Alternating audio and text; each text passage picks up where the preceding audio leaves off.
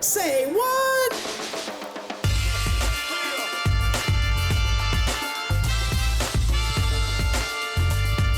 Hello and welcome back. It's time for Say What, where we hear from those connected to the industry about what's going on in our world of electrical apprenticeship. And that includes the topics that you're suggesting to us. So please keep those coming. I'm your host, Cindy Sandifer. So back at the 2023 EWMC conference in Denver, I met Big John. Wow. That's about all I can say is wow. His passion, he was straightforward and he was committed on a level that you just don't always see to what he does. And I knew that once again, as I tend to do in this podcast, I knew that I needed to spend more time with him to hear what he's doing. And I knew that hearing from him would help you. And so, of course, Big John said yes, that he would be glad to be a part of our podcast, spreading the word about how he's making changes in our industry. And so now I get to introduce you to Big John. So how did you hear about and become a part of the electrical construction industry? I learned about it being in prison, while I was in prison. There was an actual person, his name is Everett Timms. He was the correctional institution's electrician, and he would use inmates as his labor. But in order to be on his crew, you had to be an inmate that was on your way to doing better things and not be part of the shenanigans like I was part of.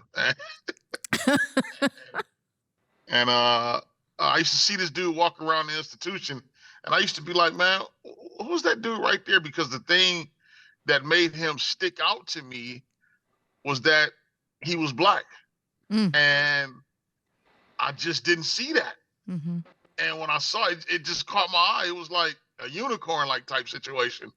Like, man, who's this black dude that's talking like that? And he's an electrician? In my brain, in my limited way of thinking back then, I thought electrician was only for, white people and mafioso like type people. I had no idea that a black guy could be an electrician. So that was an eye opener for me. And then I got myself into some trouble, and I told the guy, I said, hey man, I'll forgive your debt if you can get me over in that maintenance shop so I can work with that guy right there. And he got me over there, and the dude he saw something in me I didn't see in myself. And that's how I started. I'm just sorry. I'm taking a minute to absorb that because I don't think when we met, I don't think we talked about that specifically. So that's just like, that is really powerful to me. So let's say somebody's listening and they're thinking, there's no way I can come into the electrical industry because of my past. Like, what do you say to that person? What I say to them is that they're being limited in their thought process. They're building a wall of rejection without even trying. And that's what happened to me. And one of the things that I learned was my transformation in becoming a man. I had to understand that in order to be a man, I had to see a man. And Everett Timms was basically the first man that I saw that was doing something opposite of what I was doing and was being successful. And I wanted to be a part of that, but there were some things that I had to do. I had to change my language. I had to start tucking in my shirt, had to show up every day, had to read certain books. And it was just one of those type of things right there. And it was a long process because up until I was approximately 26 years old, I was carrying on and functioning as a boy. And I didn't even know what I thought what I was doing was manhood, but really I was being a boy doing the things that I was doing and ended me up in prison. And I had to learn these things. Yeah. And you've mentioned now, I think, this idea of seeing, right? Like you had to see, as you pointed, like a black man doing this work, to see someone being a man. And that's like that's a huge thing that if we can't see it, we don't know we can be it. Right. It's the greatest thing. Most people that grow up, almost everybody I know, I don't know no one who became successful and there wasn't somebody they wanted to be like, Mm, or it wasn't somebody that they looked at and was like, man, how did they do it? And I don't know nobody who just became successful through their own wit and skill. I don't know nobody like that. Most people either be their parents, best friends, or somebody they might have came across that gave them an idea that sparked them. But it's always something that gets somebody's attention. Be like, wait a minute, I can do that too, right? It's like when a woman sees a woman in a trade. Wait a minute, you mean to tell me I can be a woman as an electrician too? Absolutely. But most people build walls of rejection, and they only build the wall of rejection is because they don't understand what's going on. And most people, from what they don't understand, they tend to just shy away from it, don't even try it because they don't even understand.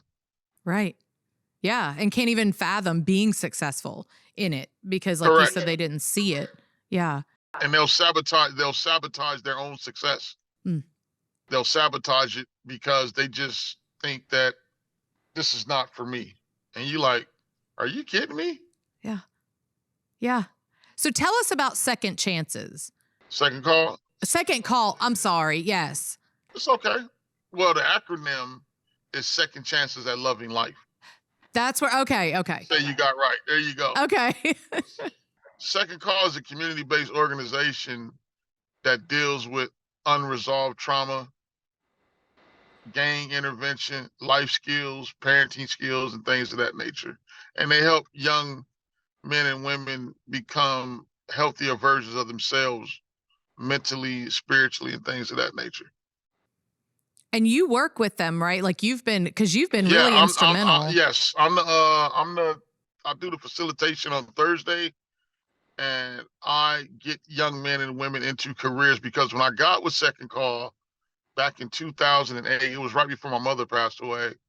When I met Skip and Kenny, and they were doing hardcore gang intervention, and I told them, I said, well, I was a gang member, I was hardcore. I say, but after you get these young men to put their flags down, then what?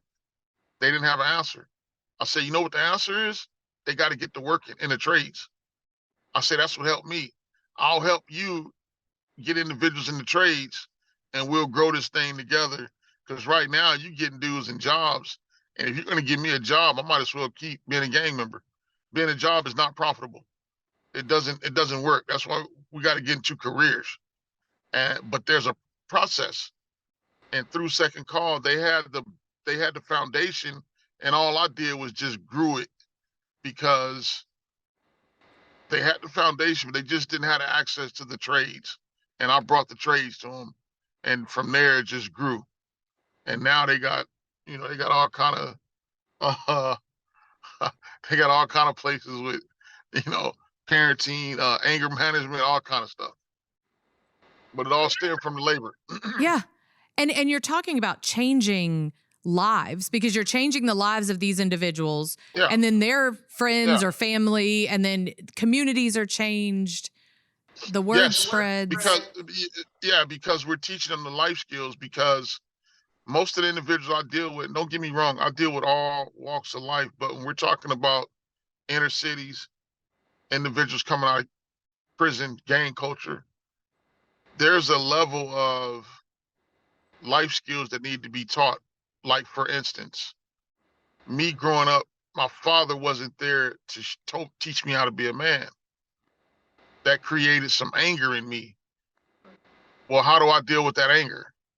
And then if I go to prison and I look at what's going on in my community, when I see Caucasians, I'm gonna think, well, either they law enforcement or they here to do something bad towards us because that's how they treat us. Mm, Well, once I got understood what it meant to be a man and what it meant to be a black man, I haven't had no problems with other cultures because once I learned how to love myself, mm. I can understand where someone else is coming from and not even be in that situation, right? And talk with a level of strength versus being emotional, angry, and speaking uh, just just nonsensical over things that really I had my own hands into. No one told me to sell drugs in my community. I chose to do that. So if I'm hanging out on the block and I got 50 people with me and I got pistols in my pocket and drugs and all that, what are the police supposed to do? They're supposed to come over and be like, man, what the y'all doing out here? Not when they pull up and go, man, why y'all with me? Why y'all with me? Well, dude, you out here selling drugs. That's illegal, right?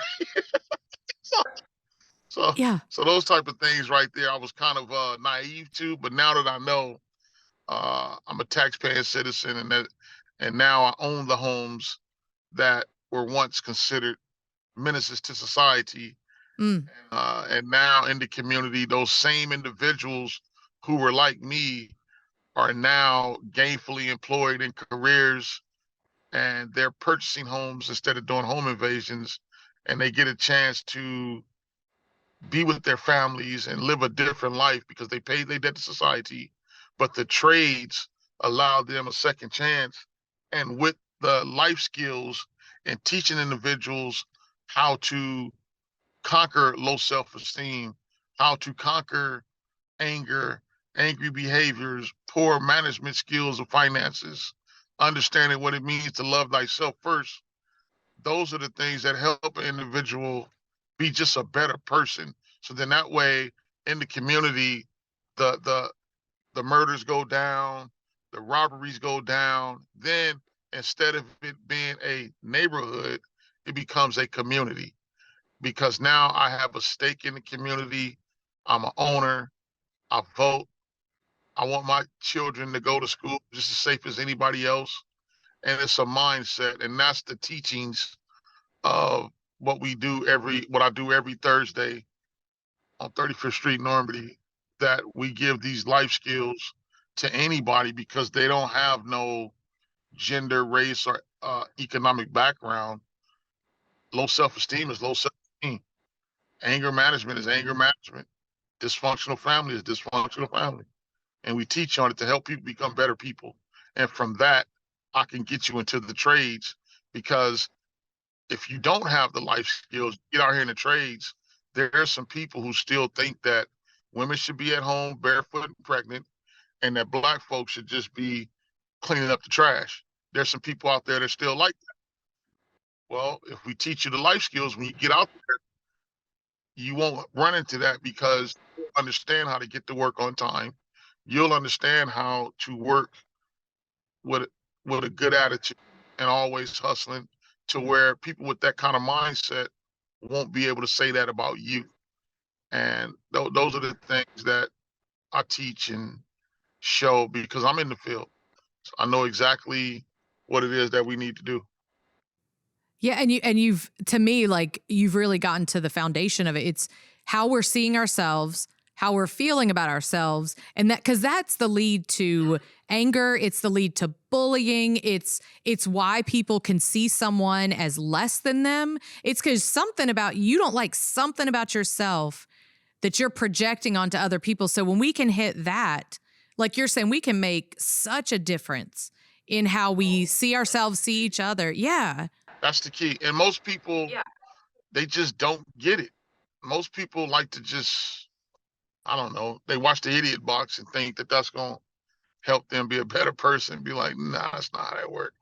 And most people, if you ask someone to stand up and you'll give them $1,000 if they can speak good about themselves without repeating themselves, without using filler words like or you know what I'm saying, or using a Bible verse, it's hard to get someone to speak good about themselves for 60 seconds without stuttering or talking in a manner to where they talking in a circle. That's tough because most people don't view themselves as this great person, but they'll talk about everybody else.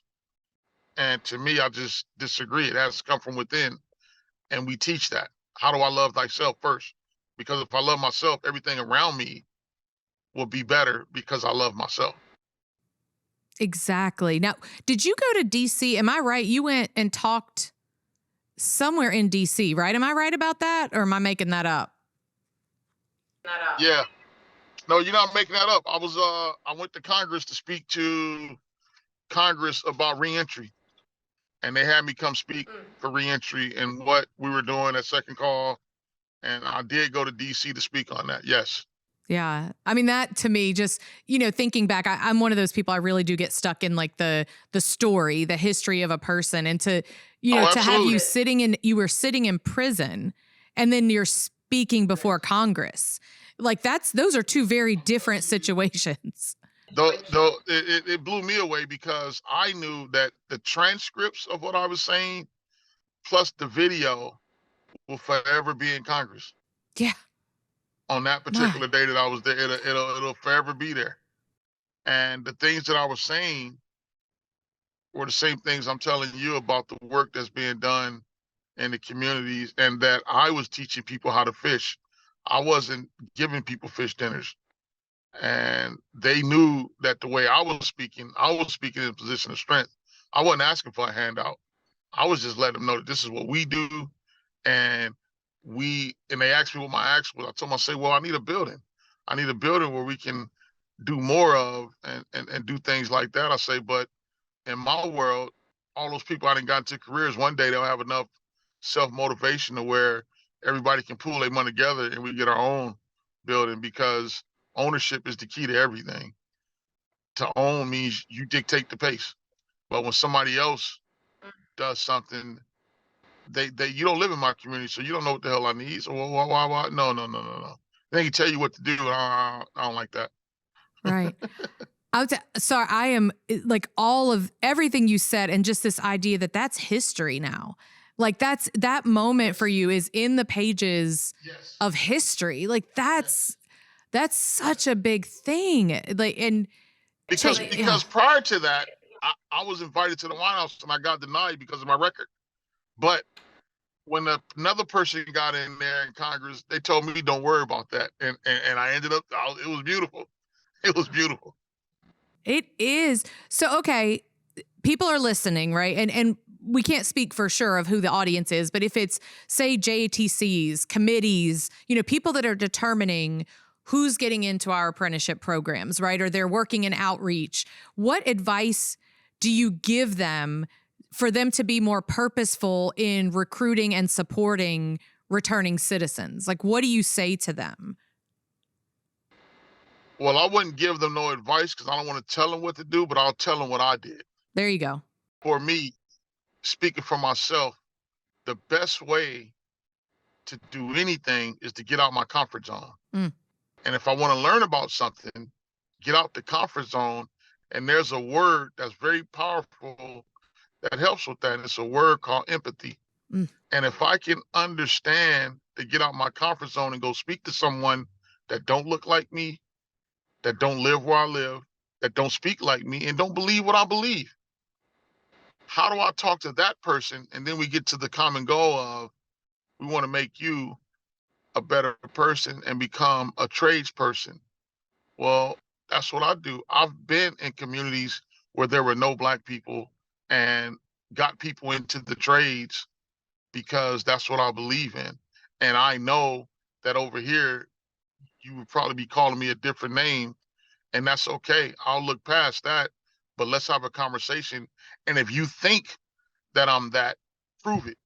If you think I'm that, let's have a conversation and prove that N word that you think I am, let's have a conversation and see if you can prove it. Now, if you can't prove it, now you got to let me help you. And the very person who you saying is that word is the very person that's helping you get into the trade to save your life. That's what I do.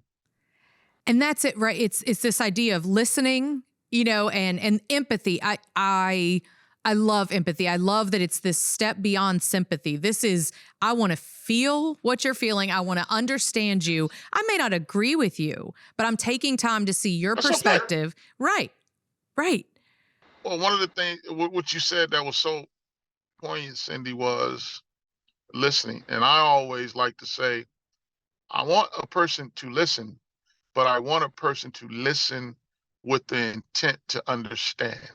That's it. And that's different from listening, because I can ask someone, do you know what time it is? And they'll say, yeah, it's 10:23.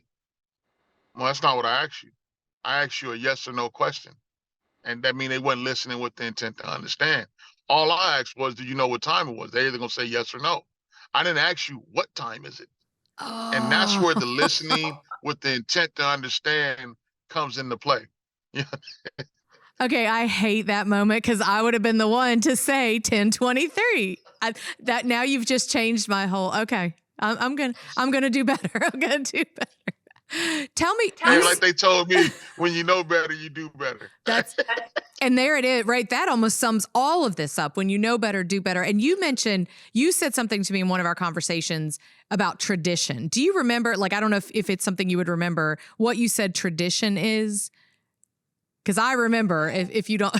Oh yeah. Tradition is nothing more than peer pressure from the dead. That's it, and that's all. And I think, like, to me, that's part of this, right? Yeah, when I hear tradition and all that, those are like code words. And when I hear those code words, I always tell the person, what does that mean? When you say tradition, what does that mean? Because I know, to me, it's just peer pressure from the dead. Yeah. Who's going to be innovative? Who's going to think outside the box? Who's going to do something that's different and right, even if it's not written down? I don't want to hear about tradition. Yeah. Talk to me about something new. What do you mean you can't do that? What does that mean? Yeah. Can't to me means you won't. Mm. And again, this goes back to listening with the intent to understand. And that's why it's very important that whenever I speak, I always start with well, for me, I'll speak in the first person I. Then that way, no one can ever accuse me of telling them something. I'll be like, well, no, I didn't tell you that. I said, this is what I would do. I didn't tell you to do it. I said, this is what I would do. And either you learn from it or you don't. And that to me is, it's a big deal, especially if you're in a situation, which we're not necessarily talking about, but if there's conflict or you're trying to resolve something, I need to speak about me. I shouldn't say, well, no, it's I, and I think that's true of, It's conflict resolution. Yeah. And that's how most individuals, when they're speaking, a lot of times they just want to be heard, but they're not listening. Mm-hmm. And so for me, if I'm engaging with someone, because there's times when I'm on the field and they just don't believe that a black guy can be a superintendent, and I'm talking to somebody and they get to talking, and then they'll go to the de facto, which is the stereotype. Oh, I don't want to argue with you. And then I'll just say, well, wait a minute. An argument is a verbal fight. I'm not fighting anything. We're having a debate, which is a conversation with consideration. Now, if you believe that I'm arguing with you, I'm going to stop the conversation now, and I'll talk to you either later on or whenever you feel like it's not an argument. But for me, I thought I was having a debate because I was telling you what I disagreed with and gave you the bullet points on why I disagreed with it. You're telling me to do something just because you think you can. And because I'm saying no, now I'm angry. Now I'm argumentative, and I say I just disagree. And if you think we arguing, I'm gonna stop the conversation right now. Mm. And when I do that, everybody gets, It's a whole different, but I mean, really, like, you could do a whole class in communication, conflict, negotiation, all that stuff. Cause that's huge. It's huge. Well, Big John, I appreciate, it's major. Yeah, it is. It is. And I appreciate you so much. I appreciate the work you do, what you've done with yourself. I think it's inspiring. And you really do let us know, like, look, kind of like you said, I did this. This is what I did. But you look at it like there's no reason someone else can't do it too. Well, Big John, I thank you. I thank you for your time. I thank you for what you do. And we'll probably chat again on here. I just want to I want to hear what's going on. I want to see all the differences that you all are making. But I do thank you so much for your time today. Anytime. All right. So there's a lot to take away. I hope that you were inspired by Big John. I hope that you kind of heard, that you listened, because we talked about listening, and understood what he was saying. So we want to make sure that we're loving ourselves, taking care of ourselves, that we're open to communication, to understanding each other. Doesn't mean we have to agree. And this idea of getting out of our comfort zones, breaking out of that, breaking out of traditions that are holding us back. Big John, thank you. Thank you for your authenticity. It is refreshing. It truly is a breath of fresh air, and how you help others, how you give back is so inspiring, and where you've come from, what you're doing is just, again, it is it makes me want to be better. And I hope other people felt the same. Big thanks to you, the listeners, for joining us. Remember, we want to hear from you. If there are topics to discuss, if you want to join us, send an email to saywhat, SAYWATT, at electricaltrainingalliance.org. We will drop a new episode in May. Until then, stay connected with us through newsletters, blog posts, social media, subscribe to the podcast, stay powered up, and we will see you next time. Say what?